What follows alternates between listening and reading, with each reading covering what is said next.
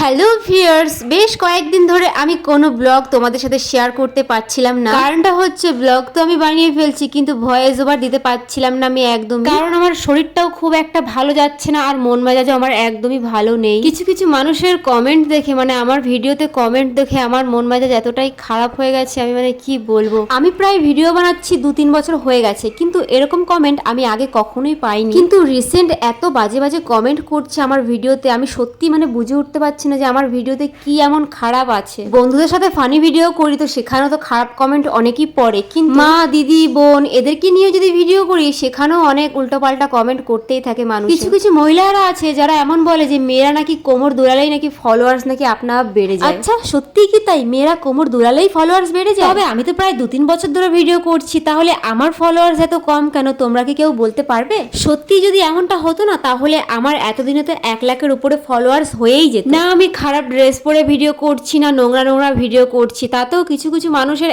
এত সমস্যা। যাই হোক, এতদিন ধরে ভিডিও করে এইটুকু অন্তত বুঝে গেছি যে যতই তুমি ভালো ভালো সুন্দর সুন্দর ভিডিও দাও না কেন, ভালো জিনিসের কখনোই কদর হয় না। সেটা আমি বুঝতে পারলাম এতদিন পর। যারা নোংরা নোংরা ভিডিও করে তাদের প্রোফাইলে গিয়ে আমি দেখেছি যে তাদের ফলোয়ার্স অনেক আর ভিউজও প্রচুর। আচ্ছা একটা কথা বলো, আমার ভিডিওগুলো কি সত্যি এতটাই বাজে যে তোমরা এত নোংরা নোংরা বাজে বাজে কমেন্ট করো? আচ্ছা কি রকমের ভিডিও করলে আর এই বাজে বাজে নোংরা নোংরা কমেন্ট গুলো আসবে না, প্লিজ আমাকে একটু সবাই বলে যেও। যাই হোক, আজ মনে হয় মনের কষ্টে অনেক কিছুই তোমাদেরকে বলে ফেললাম। আসলে কি বলতো, অনেকদিন ধরে এই কমেন্ট গুলো আসছিল তো তাই নিজেকে আর সামনে রাখতে পারছিলাম না একদমই, তাই তোমাদের সাথে এই কথাগুলো শেয়ার করে ফেললাম। আর যদি আমার এই কথাগুলোতে কারোর খারাপ লেগে থাকে তো তার জন্য আমি সরি চেয়ে নিচ্ছি। যাই হোক, আজকে অনেক কিছু বলে ফেললাম তোমাদেরকে। আজকের ব্লগটা আর বেশি বড় করতে চাই না, তো তোমাদেরকে একটাই রিকোয়েস্ট, সবাই প্লিজ একটু আমার পাশে থেকো, আমাকে একটু সাপোর্ট করো, একটু ভালোবাসা দিও, এটাই তোমাদের কাছ থেকে চাওয়া। এত কথার মাঝখানে তোমাদেরকে বলতেই ভুলে গেছিলাম, আজকে গিয়েছিলাম তোমার ভিডিও শুট করতে, ডান্সের ভিডিও। তোমরা হয়তো ভিডিও দেখে বুঝতে পেরেই গেছো। সকালবেলায় বাড়ি থেকে বেরিয়েছিলাম 11টার সময়, আর ভিডিও কমপ্লিট করে বাড়ি ফিরতে ফিরতে প্রায় 2:30টার উপরে হয়ে গেছে।